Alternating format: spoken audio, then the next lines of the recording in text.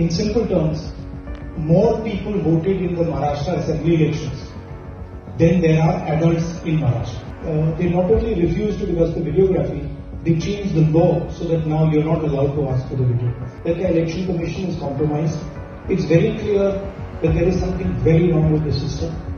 एक नहीं अनेक चुनाव हारने के बाद भी कुछ राजनीतिक दल और राजनेता सीखते नहीं। ये बहुत ही दुख की बात है कि श्रीमान राहुल गांधी विदेश में जाकर अपने देश के प्रति इस प्रकार से झूठ बोलने का प्रयास करते हैं, झूठ फैलाने का प्रयास करते हैं। करेंगे संविधान पर विदेश जाकर करेंगे संवैधानिक संस्थाओं का अपमान, यही राहुल गांधी की बन चुकी है पहचान।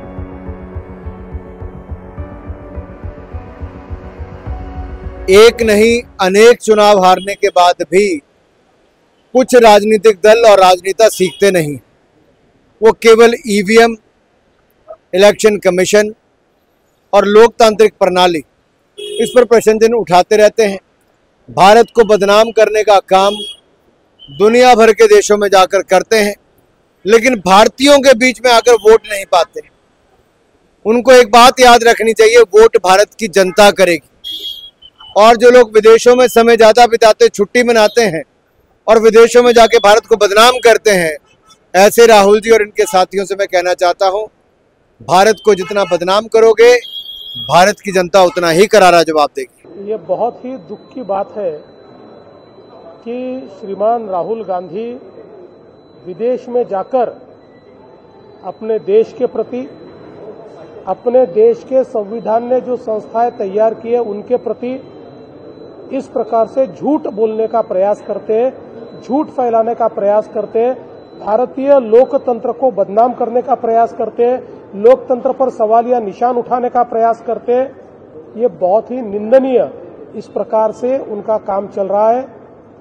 बार बार चुनाव हारने के बाद उनके ऊपर जो परिणाम हुआ है उसके चलते मुझे लगता है कि इस प्रकार की हरकतें वो कर रहे हैं। कोई भी देशभक्त इस प्रकार से अपने देश को विदेश में जाके बदनाम नहीं करता। Mr. Rahul Gandhi along with Sam Pitroda, both of them who are out on bail in the National Herald case and both of them who have been charge sheeted, are now embarking on another Bharat Badnaam Yatra, India Abuse Yatra, this time on foreign soil, and Rahul Gandhi has once again deplorably attacked India's constitutional institutions, and he has unsuccessfully again tried to undermine India's democracy. Rahul Gandhi has made these statements about the election commission in America, and Rahul Gandhi is so clueless, he is so incompetent and incoherent that he should first be reminded that America, where he's made this statement, the American president, Mr. Donald Trump, had hailed and lauded India's electoral system, saying that the United States should follow it, and he had praised India's, the way in which Indian voters had voted, and biometrics and digitization have been used. So Rahul Gandhi should understand what he speaks about. But Rahul Gandhi's intent is not, good, and his statements are motivated because Rahul Gandhi is he's peddling lies and making such poisonous propaganda, trying to attack India, especially at a time in America where the American vice president today has landed in India. So look at the twisted way in which the Congress and Rahul Gandhi are trying to undermine our country and national interest on a global stage. करेंगे संविधान पर विदेश जाकर करेंगे संवैधानिक संस्थाओं का अपमान, यही राहुल गांधी की बन चुकी है पहचान। विदेशी धरती पर जाकर कभी बोलना कि भारत में लोकतंत्र समाप्त हो गया। भारत के लोकतंत्र में समाप्ति के बाद यूएस और यूके को इंटरवीन करना चाहिए, हस्तक्षेप करना चाहिए।